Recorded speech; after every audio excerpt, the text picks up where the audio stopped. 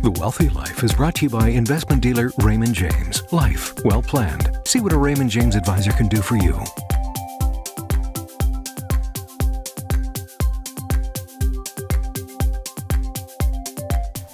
Losing a spouse can be life-changing.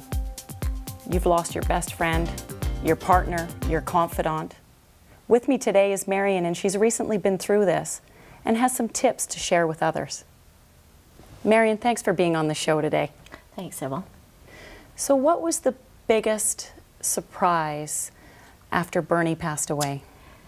Well, it was probably just the overwhelmingness of having to try to make all the decisions on my own. It was just me, and I had to make all the decisions, and that was really scary. So with most everything else, you two had an open communication and... Yes. I mean, everything was always decided jointly, and now all of a sudden it was all up to me. And it wasn't like I didn't know some of the answers, but it was just very difficult to make those decisions without anybody to talk to.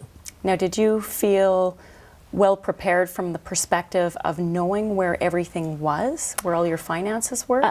Somewhat, yes. Although I was in the finance industry myself, I let him do a lot of it because it was just easier that way. But we did see our investment advisor always together, and that, truthfully, that's where I turned for the most part. I went to my investment advisor just to make sure things were right and things were in place and what my future was going to look like. Did that reassure you? Did that make you feel better? Yes, it did. It did. Still constantly need reassurance even now, but it did help me a lot at the time. Definitely. Now, you were really close to retirement, I believe, when this happened. Yes, I was. We had plans probably that in a couple of years then I was going to retire, and of course that totally changed. So what does retirement look like for you now? That's exactly what I'm wondering. And it is different. It is different because I'm waiting a little longer to retire, and there are some changes in my life to what it would have been with the two of us to what it is just for me now. And you have a pressing question, I think, for me. What is that? Yeah, my pressing question is, now that there's just me, what do I do to ensure that my estate and everything that I have is going to be looked after for my son, who is the executor and the beneficiary of my estate? Okay, so at least you've got an executor appointed. You know who your beneficiary is. Yes. Is your will up to date? It was, yes, before my husband passed, and yes, it would have all gone to him, so I think it's okay. And within your will, this is a silly question, but did you put in there what you want your funeral or your celebration of life to look like? No, I didn't. I didn't, but I guess that's something I'm going to have to look after. Mm-hmm. Well, there's a few other important tips that I want to share with you.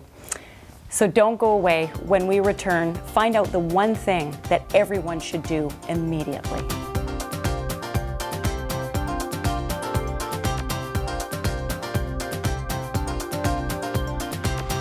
Welcome back. We're with Marion to help her figure out what she needs to do next to ensure her estate is in order. Now, Marion, before I jump to your own estate plan, I want to touch a little bit more on how you went through your spouse's estate. With Bernie, was it sudden or were you expecting it? No, Bernie passed very suddenly. It wasn't expected at all. So did you feel that you had everything in order in advance? Did you guys have that type of a conversation? No, we never really had that conversation, and there was a lot of, I don't want to say loose ends, but there seemed to be a lot that I had to take care of and figure out on my own. So what are some tips you may have for other people to be prepared? Well, I think a lot has to do with the financial side of things, that you are able to have access to your account if it's joint. Make sure you understand what your bank is going to do and what they're not going to do. Sometimes banks freeze assets, even in joint name. Yes, they do. Did that happen to you? I was fortunate enough that I had a lot of contacts in the bank, and they came to me ahead of time. But I know I had a girlfriend that it happened to, and it was very, very earth-shattering for her.